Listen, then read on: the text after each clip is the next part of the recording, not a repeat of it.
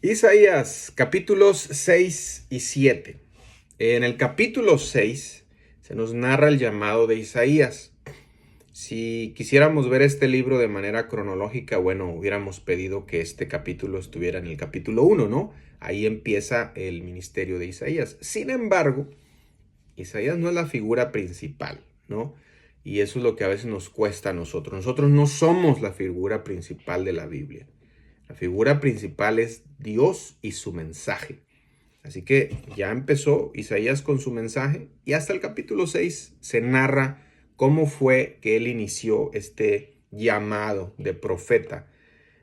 De los versos 1 y 2 se nos dice lo que Isaías vio. Él vio, verso 1, al Señor sentado sobre un trono alto y sublime. ¿Cuándo fue esto? También el verso 1 nos dice, fue en el año que murió el rey Usías. Isaías estaba muy deprimido porque Usías, el rey Usías, fue un buen rey, aunque terminó mal, fue un buen rey. Y Isaías pudo haberse preguntado, ¿dónde estaba el Señor en todo esto? Que ya falleció el rey y terminó mal. Y bueno, el Señor está sentado sobre su trono. Dios no pierde el control. Por más que veamos las cosas difíciles y digamos, ¿dónde está Dios? Dios está sentado en su trono, gobernando y moviendo los hilos de la historia. Él no se ha alejado, Él no nos ha dejado. Versos 3 al 4, ahí narra lo que escuchó Isaías. En el verso 5 nos habla lo que sintió Isaías. Él dijo, ay de mí que soy muerto, porque vio a Dios, porque se sabía pecador. A veces la gente dice que ve a Dios y que platica con Él. A mí me nacen muchas sospechas, ¿no? De la gente que dice que habla con Dios, porque podemos ver en la Biblia que los que hablaron con Dios cayeron como muertos, ¿no? Inclusive Juan, el apóstol, cuando narra en Apocalipsis que vio a Jesús, él cae como muerto. Es grande y poderosa la presencia de Dios, ¿no? De los versos 6 y 7 se nos dice que un serafín, es un ángel, es un serafín, trae un carbón del altar y purifica la boca de Isaías. Es decir, allí Dios lo purifica. Antes de enviarlo, lo purifica. Y en el verso 8 en adelante se nos habla de la comisión ya del profeta, ¿no? Porque en el verso 8 Dios llama a Isaías. Isaías responde, heme aquí, envíame a mí. Aprendas el verso 8. Es muy importante porque es así como Dios nos llama para algún ministerio, ¿no? También a nosotros. He aquí, dice, ¿a quién enviaré y quién irá por nosotros? Entonces respondí, dice Isaías, heme aquí, envíame a mí. Él no vaciló, él no dudó, él quería ser la respuesta a la pregunta de Dios. Versos del 9 al 10, esos dos versos nos describen su misión. ¿Cuál va a ser la misión de Isaías? Es una misión difícil. Lea esos versos 2. Fue enviado a un pueblo que no quería oír, ¿no? Es muy difícil eso. Es decir, vas a ser pastor, pero no vas a tener ninguna oveja.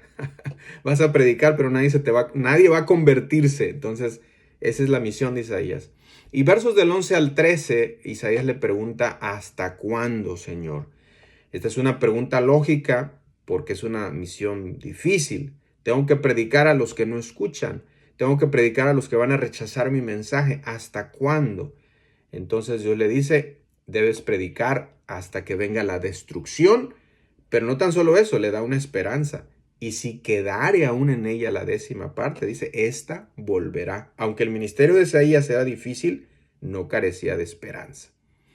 Bueno, vamos al capítulo 7. Capítulo 7.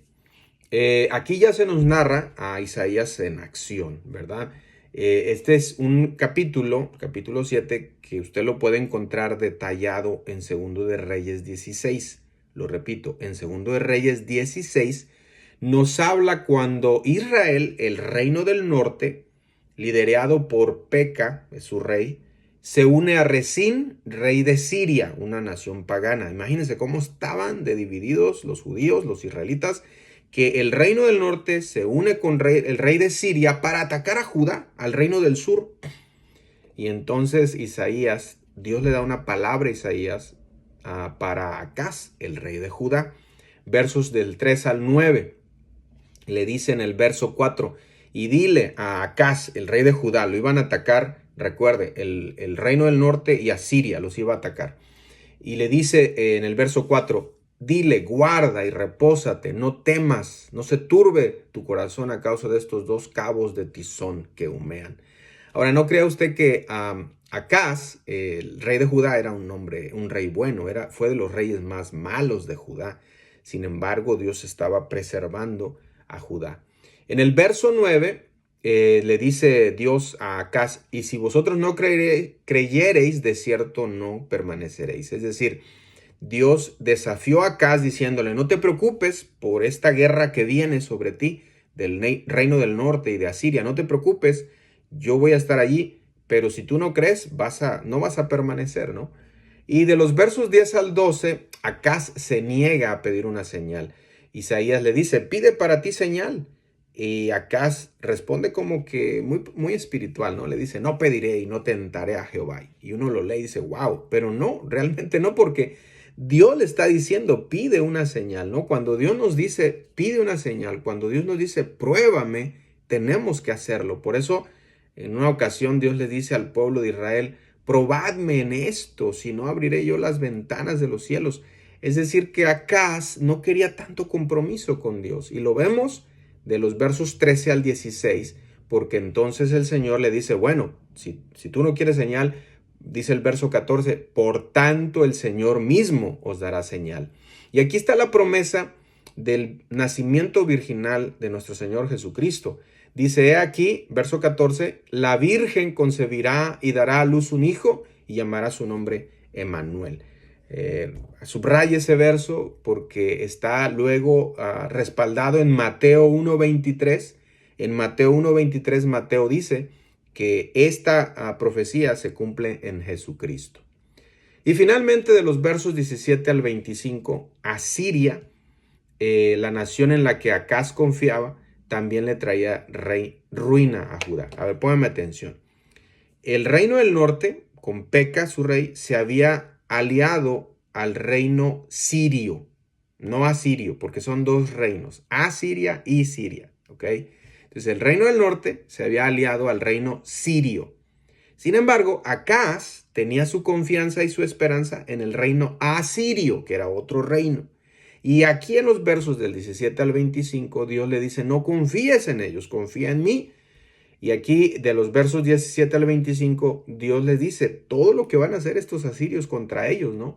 Les van a raer con navaja su cabeza, van a invadirlos, no van a quedar los campos vacíos y secos. Terribles las consecuencias. Sin embargo, podemos ver en la historia que Acaz no confiaba en Dios, sino en los asirios.